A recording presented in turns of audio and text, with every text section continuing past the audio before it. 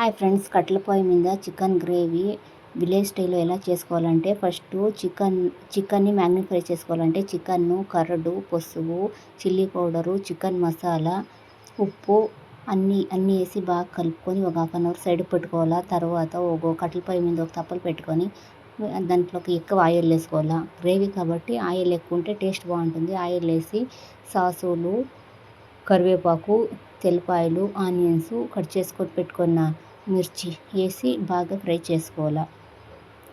Colour change అయ్యేంత వరకు fry చేసుకొని తర్వాత ఒక ప్యాకెట్ శుంఠి వెల్లుల్లి పేస్ట్ వేసుకొని అది తలమంటకుండా మనము వేపుతూ ఉండాలి. అలా వేపితే తలమంటలేదు, టేస్ట్ బాగుంటుంది. తర్వాత ముందుగా మనం రెడీ చేసుకొని పెట్టుకున్న చికెన్ని వేసేసి కొంచెం ఎక్కువ వద్దు వాటరు, కొన్ని వాటర్ వేసేసి తగినంత ఉప్పు వేసేసి లో ఫ్లేమ్లో మూత పెట్టుకొని ఉడికించుకోవాలి. చూడండి ఎంత కలర్ఫుల్గా ఎంత బాగుందో. గ్రేవీ కాబట్టి ఎక్కువ వాటర్ వేయట్లేదు, ఇంత వేస్తే చాలు. తర్వాత ఉప్పు కారం సరిపోయిందో చూసుకొనేసి లాస్ట్లో కొత్తిమీర వేసి కలిపి అంతే, చికెన్ గ్రేవీ రెడీ. ఇది పాయసం చాలా సింపుల్గా చేసుకోవచ్చు. టేస్ట్ మాత్రం అదిరిపోయింది, సూపర్గా ఉండే.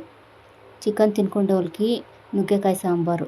దీన్ని కూడా కట్టెల పొయ్యి మీదే ఒక తప్పులు పెట్టుకొని ఆయిల్ వేసుకొనేసి ఆయిల్, జీలకర్ర, సాసులు, కరివేపాకు వేసి అది ఫ్రై అయిన తర్వాత కట్ చేసుకున్న నుగ్గకాయలు, వంకాయలు, టమోటాలు, ఉర్లగడ్డలు వేసి కొంచెం ఫ్రై అయిన తర్వాత ముందుగా ఉడకపెట్టుకున్న కందిపప్పు, శనగలు వేసి ఫ్రై అయ్యాలి. మళ్ళీ మసాలా ముందుగానే రెడీ చేసుకొని పెట్టుకున్న మిక్సీ పెట్టుకొని, ఎందుకంటే ఇది నుగ్గకాయ సాంబార్కి మెయిన్ మసాలా, టేస్ట్ మాత్రం సూపర్గా ఉంటుంది. మసాలా వేసి తగినంత వాటరు, ఉప్పు, మళ్ళీ ధనియాల పొడి వేసి బాగా ఉడకపెట్టుకుంటే లాస్ట్లో కొత్తిమీర వేస్తే రెడీ, అంతే.